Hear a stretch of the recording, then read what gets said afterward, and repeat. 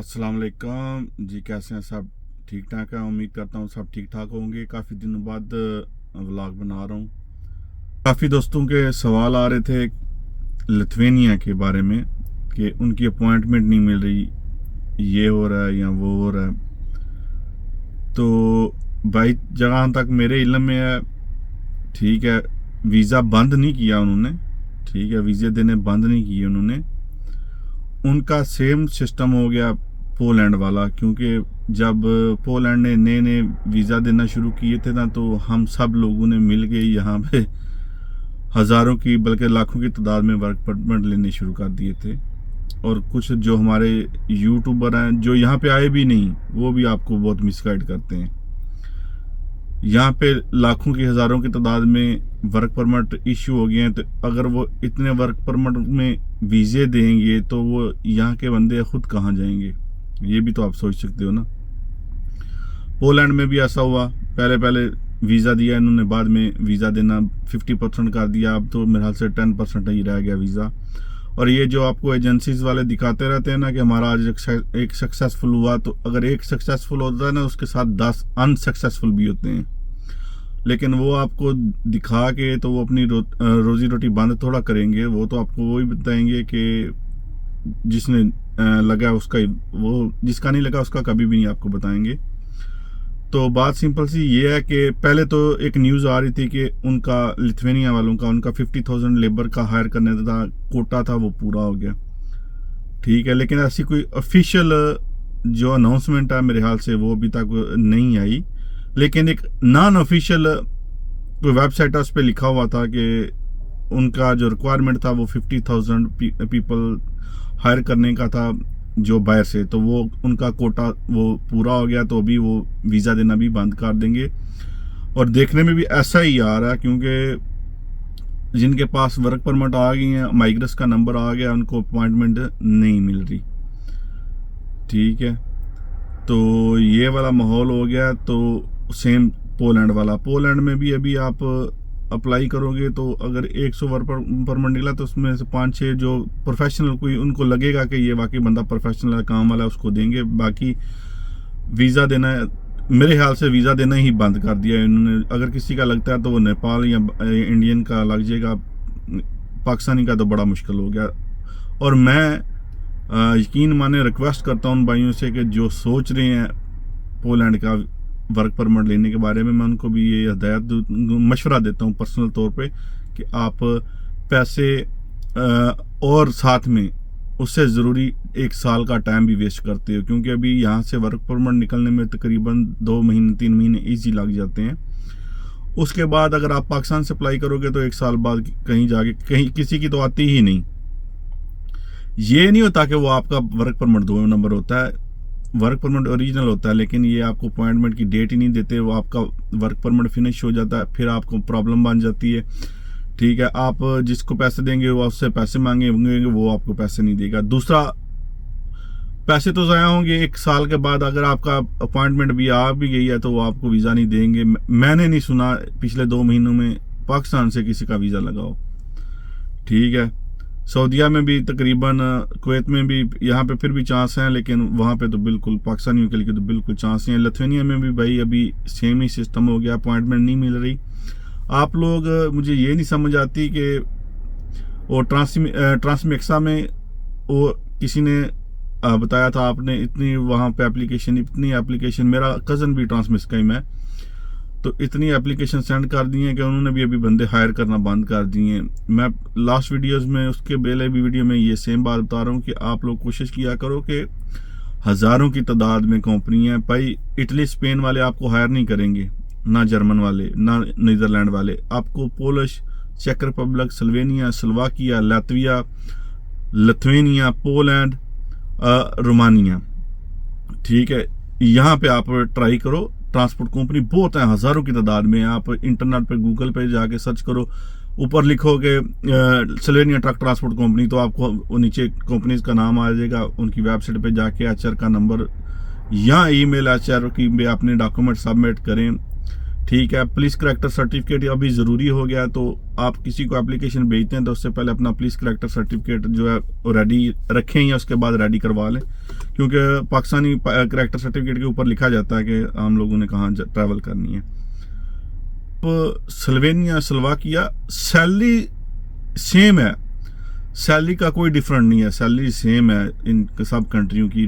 Truck driver की भी तकरीबन 100-200 यूरो अप डाउन होती है, उसके अलावा ज़्यादा मार्जिन नहीं होता कंपनी में, ठीक है। अभी आपको मैं लिथुआनिया का बताता हूँ, वहाँ वलंताना कंपनी है, ठीक है। काफ़ी लोग आए भी हैं इंडिया से, पाकिस्तान से, उनकी सबसे कम सैलरी है, वो 50 यूरो मेरे हाल से एक दिन के हिसाब से देते हैं, कोई बेनिफिट नहीं, कोई कुछ नहीं। ट्रांसमैक्सट्रा में भी यही हो गया, आपने टोटल A to Z वहाँ जाके खर्चा खुद करना, ना वो आपको पैसे देंगे, ना आपको ट्रांसपोर्ट के पैसे देंगे, ना ही एयरपोर्ट से पिक करेंगे। पहले यही कंपनियां सब कुछ करती थी। अभी हम लोग जब से आना शुरू हुए हैं तो आस्ता आस्ता पूरे बेनिफिट्स तबाह हो गए हैं। वही अरब वाला सिस्टम दोबारा यहाँ पे भी हो रहा है, यूरोप में भी। इसीलिए गोरे भी अब तंग पड़ गए हैं, जो ड्राइवर हैं वो भी हम लोगों को गालियाँ देते हैं कि ये लोग आके हमारा भी काम खराब कर रहे हैं। अगर 50 यूरो पे आएगा तो 50 यूरो तो 1500 यूरो बनता है, उसमें आप रूम भी लोगे, खाना भी खाओगे, रोड में भी रहोगे, ठीक है। तो आपको खा पी के बचेगा क्या? दूसरा भाईजान, ये जो दुबई में एजेंसीज है ना, ये गलत बयानी करती हैं। इतनी सैलरी पोलैंड में नहीं है जितनी वो आपको सैलरी बताते हैं कि आप इतने हज़ार कमा लोगे, ये कर लोगे, कंपनी खाना देगी। कैसे खाना देगी कंपनी? तो यहाँ पे गोरों को खाना नहीं देती, तो आपको एशियन को खाना कहाँ से देंगे? ठीक है, फर्ज करो आपको अगर खाना देंगे तो आप सुअर खा लोगे? ये तो यही खाते हैं, कोई भी खाना नहीं देते भाई, कोई भी खाना नहीं देते कंपनी में। वो बकवास करते हैं दुबई में बैठ के, एजेंट ये कर देंगे, वो कर देंगे, ये कर देंगे, वो कर देंगे, ठीक है। 4000 दिरहम पहले दे दो, 4000 आपका लेटर आएगा तब दे देना, 4000 आपकी अपॉइंटमेंट आएगी तब, तो सारे पैसे तो आपने पहले ही दे देने हैं, ठीक है। जब लेने की बारी आएगी तो 4-5 हज़ार दिरहम वो आपसे काट लेंगे, आपको पीछे क्या बचेगा?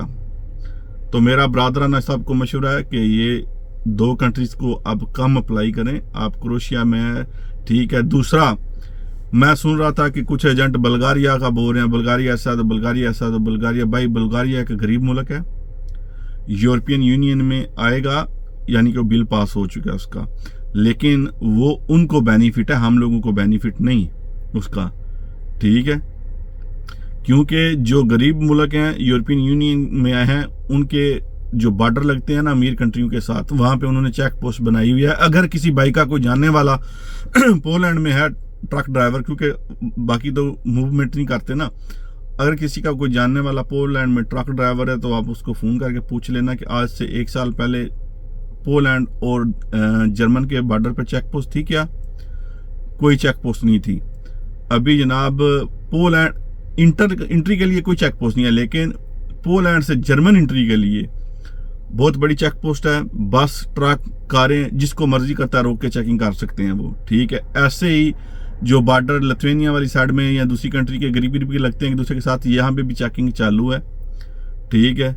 दूसरा, अगर आप फर्ज करो कि लिथुआनिया या पोलैंड में आके तीसरी कंट्री में मूव कर जाओगे तो वो आप इनलीगल हो जाओगे, काम आप नहीं लीगल कर सकते। आपको सैलरी 700 यूरो से मैक्सिमम 900 यूरो से 1 रुपया भी कोई भी ज़्यादा नहीं देगा आपको, ठीक है।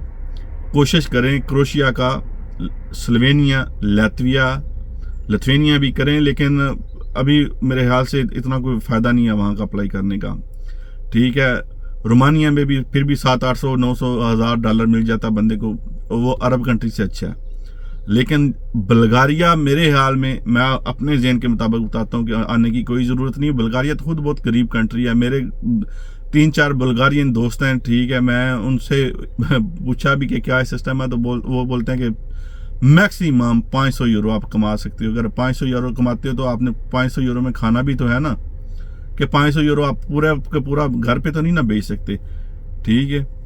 मैं फिर रिक्वेस्ट करता हूँ भाई, ना पैसा वेस्ट करो पोलैंड पे, ना टाइम वेस्ट करो पोलैंड पे, ठीक है। अगर आप ट्रक ड्राइवर हो फिर आपके चांस होते हैं, ठीक है। लेबर जो फूड पैकिंग है या इलेक्ट्रिशियन है या जो भी है, सीजनल वर्क परमिट है, जो भी है, कोई भी इतने ज़्यादा चांसेस मार्जिन नहीं है वीज़ा लगने की इनकी, ठीक है। बाकी मैं ये नहीं कहता कि वो आपका किसी का भी नहीं लगना, किसी का लग भी जाता है, ठीक है, लेकिन ज़्यादा के नहीं लगते। तो आप लोग कोशिश करो कि इन कंट्रीज़ पे टाइम और पैसा वेस्ट करने की ज़रूरत नहीं है, ठीक है, कोई बोलता है कि आप यहाँ पे आ जाओ तो ये हो जाएगा, वहाँ पे आ जाओ तो ये हो जाएगा। मेरा एक कंपनी से वैसे ही मैं फ्री बैठा था तो दुबई में मैंने राब्ता किया, बड़ी कंपनी है, अच्छी कंपनी है वो। उनका टिकटॉक पे भी बड़ा, आज हमारे 50 वीज़े लग गए हैं, तो ये लग गया तो वो लग गया। उनसे मैंने पूछा कि एडवांस नहीं है तो ये नहीं, मैंने कहा कि मेरे पास पाकिस्तानी व्हाट्सएप है, उससे मैंने मैसेज किया।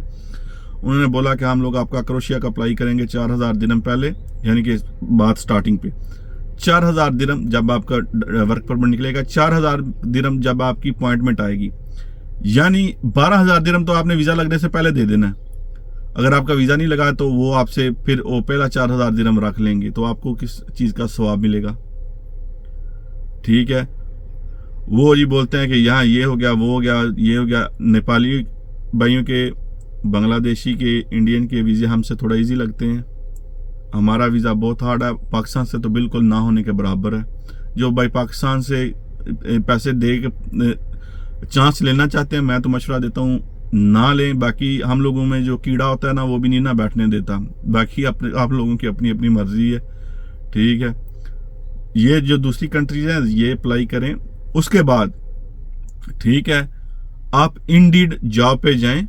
इंडीड जॉब यूरोपियन, वो किसी भी कंट्री का नाम डालेंगे तो वीज़ा स्पॉन्सर जो कंपनीज करती हैं उनका नाम आ जाएगा, आप वहाँ पे अप्लाई करें, ठीक है। अगर किस्मत में हुआ तो कोई ना कोई कंपनी आपको जवाब देगी। काफ़ी लोग ऐसे आए हैं, ठीक है, तो आप भी ट्राई करो। ट्राई करने में क्या हर्ज है, ठीक है। बाकी आप, एक भाई ने क्वेश्चन पूछा था कि मेरा फूड पैकिंग का वेयर हाउस का जो है वर्क परमिट था, एक्सपीरियंस लेटर, भाई उसमें कोई एक्सपीरियंस, वो कौन सा ऐसा काम है जिसमें आपको एक्सपीरियंस चाहिए? एक्सपीरियंस की कोई ज़रूरत नहीं है, ठीक है। बाकी टिल नेक्स्ट वीडियो जब तक कोई न्यू इन्फॉर्मेशन आती है तो फिर मैं आप लोगों के साथ शेयर करूँगा।